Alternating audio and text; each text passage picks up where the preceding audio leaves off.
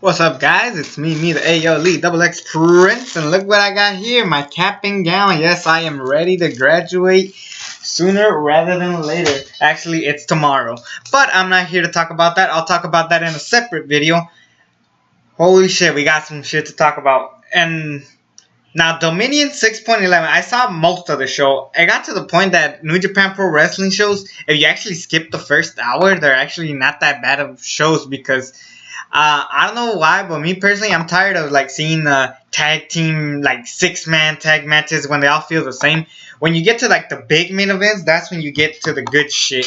And we had some pretty good matches. I mean, I was honestly pretty disappointed with Cody versus Michael Elgin. I think these guys could have had a great match. Honestly, Michael Elgin hasn't been the best ever since he gained a little bit of weight. I mean, he can still go, but I mean, he's not as great as he was back in the day. Kushida versus Hiromu Takahashi had an amazing match, and I'm glad that Kushida won once against the junior weight championship. I wasn't as high as for Tetsuya Naito versus Hiroshi Tanahashi as much as I was for Wrestle Kingdom 11.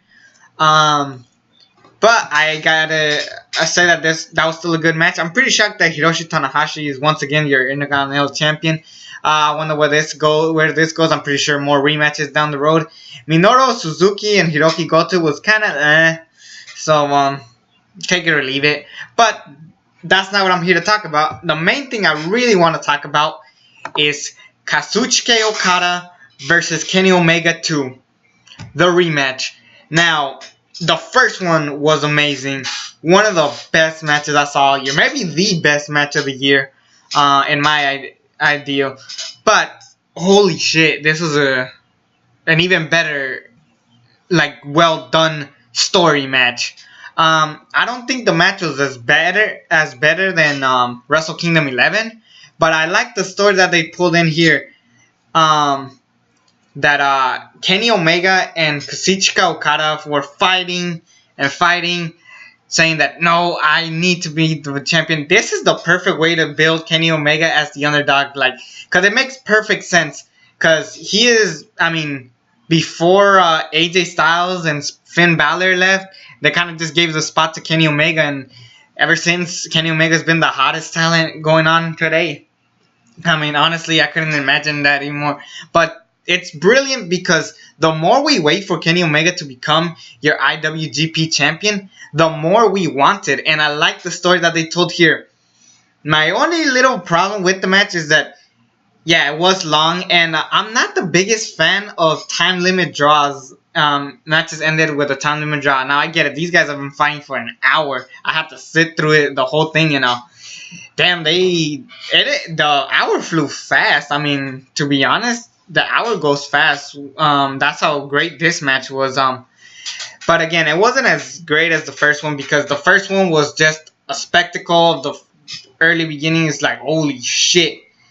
Kenny Omega lost. I mean, is he going to enter the Royal Rumble this year? Nope. He ended up coming back to New Japan Pro Wrestling, and sure enough, we hit the rematch that we've all been anticipating. And the only reason why I don't give it as high praise because here's the thing. If you're going to have this kind of match, if you guys knew ahead that it's going to be ending in a time limit draw, they should have played it off a little bit more toward the end. I mean, they should have played the story off that Kenny Omega has been trying to pin Kazuchika Okada for the most part. I mean, he does do moves where, you could tell Kazuchika Okada is, hurt. Same with Kazuchika Okada throwing moves at Kenny Omega.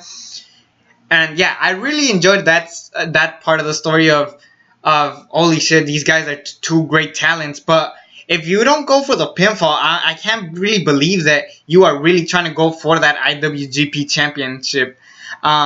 If Kenny Omega and Kazuchika Okada try to end the match faster than usual, it would have made sense because Kazuchika Okada's oh my god, we've been fighting for 40 minutes already.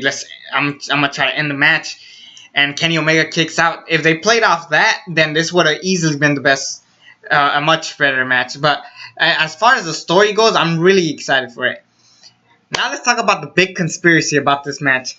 Dave Meltzer gave this match 7 fucking stars. No one I think 6, maybe 7. From what I've heard, people have given it 7 stars. which is a little bit pushy. I never go above it. Even my favorite match, which is Michaels Taker from 26, I never gave that 6 stars, 7 stars. I never did that. I always stick to the usual 5 stars. This match, I would have to give it 4 3/4, simply for the fact of that little nitpick that I had with the match of having that I wish they played off the story of the match is almost over. Please end the match quickly. If they played off that, I probably would have given it 5 stars. That's the only little nitpick. As far as that goes, everything else was great. I mean, despite the Bullet Club showing up, I'm not a big fan of people showing up in the middle of the match. Never been a big fan of it. If we don't complain about it, then But I still love the match. I think it's a fantastic match, one of the best matches of the year. Where did this go? The G1 Climax tournament is coming up soon. I'm pretty sure Omega and Okada are fighting in this tournament. I feel like these guys should nowhere in hell try to touch each other. If anything, I would save their third match at King of Pro Wrestling later this year, and then that is when you give Kenny Omega the victory. And then Kazuchika Okada maybe want his rematch. He doesn't quite get it yet, so we have a Wrestle Kingdom 12. My apologies. Kenny Omega versus the winner of the G1 Climax tournament.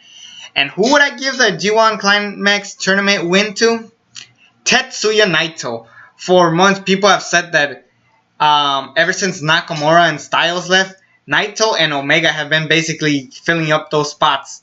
And I think it's perfect that these guys come in. They already had a match last year at G1 Climax day 17, I want to say, 18, 17.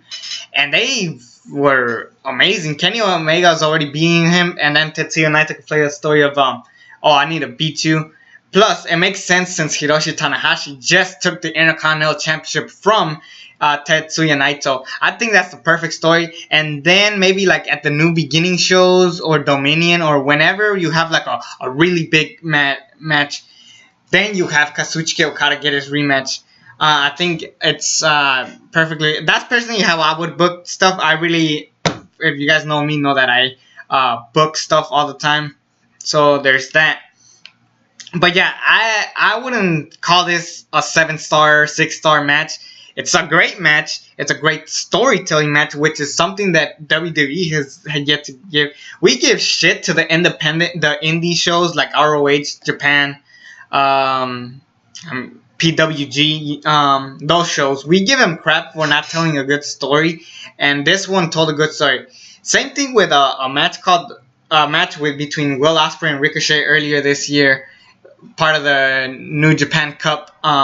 It made sense that Ricochet was trying to beat Will Ospreay because he has yet to do it. I feel like before Ricochet moves up to NXT, he will beat Will Ospreay sometime in the future. I think it's just gonna happen. Yeah, as far as this great match, honestly, I recommend you guys to sit through an hour. It's a pretty good 60 minutes of pure good action. I really recommend you guys to go check this match out if you guys haven't already. I'm pretty sure everybody's seen it already. People are just asking me for my thoughts. Prince of Strong Style, thanks for recommending this.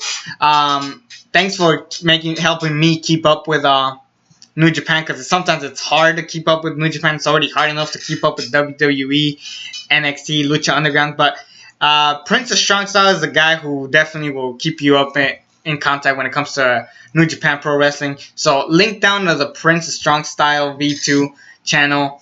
Anyways, it's me, the ALE Double X Prince, and until then, I'm out.